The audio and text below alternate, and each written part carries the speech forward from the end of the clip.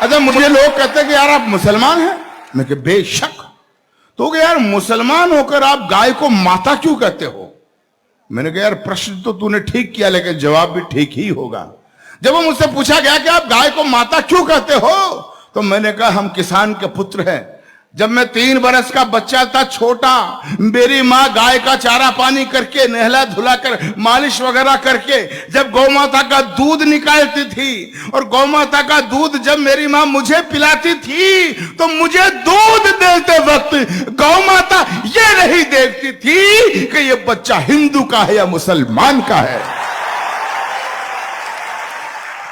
जब समान भाव से गौ माता मुझे दूध देती थी और मुझे कहते हुए ये फक्र होता है, उसी गौ माता का दूध जब मैंने पिया, मैं 56 किलो वजन में यूनिवर्सिटी में LLB करने गया, तो मित्रों आपको जानकर ये खुशी होगी, उसी गौ माता के दूध की वजह से मैं पूरे राजस्थान में कुश्ती का चैंपियन रहा हूं। यह मुझे फक्र है।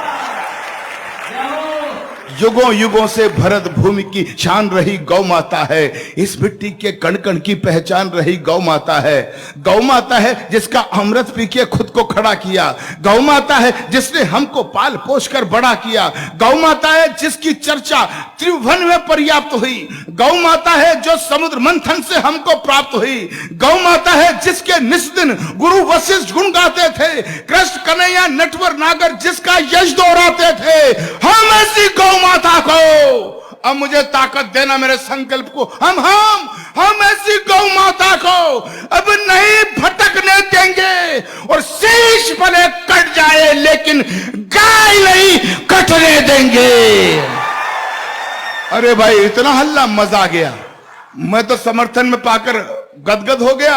लेकिन इतनी कविता मैं रायबरेली में बोल रहा था पिछले महीनों, इतनी बोली कि मेरे समुदाय का एक आदमी आ गया टोपी ओढ़कर, जालीदार बनियान पहनकर, हाथ में चारू छुरा लेकर, बोला, चाकू छुरा लेकर बोला, अच्छा मियां गाय को माता कहेगा, गाय की अवध्य की बात करेगा, अगर दोबारा बोला तो तेरी जुबान काट ली जाएगी, तुझे गोली मार दी जाएगी। मित्रों वो मुझे धमकाते रहते हैं, लेकिन पूरा देश जानता है जब से मैंने कविता लिखी है मैं हर मंच पर इसे पढ़ता आ रहा हूं, और मुझे धमकाने वाले मेरा बाल भी बाका नहीं कर सके। क्यों? क्योंकि मैं अच्छी तरह से जानता हूं कि संकट कटे मिटे सब पीरा, जो सुमरे हनुमत बलबीरा।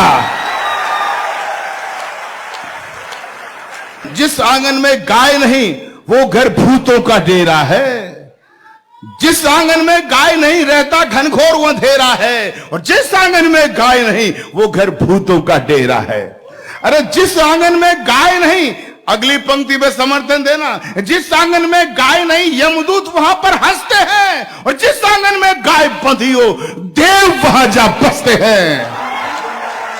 भाई मजा आ गया इस गौ माता की कविता को इतनी शिद्दत से आप सुन रहे हैं कि जिस आंगन में गाय नहीं रहता घनघोर अंधेरा है। जिस आंगन में गाय नहीं वो घर भूतों का डेरा है। जिस आंगन में गाय नहीं यमदूत वहां पर हंसते हैं। तो जिस घर में गौ माता हो वो घर फूले वो फलता है।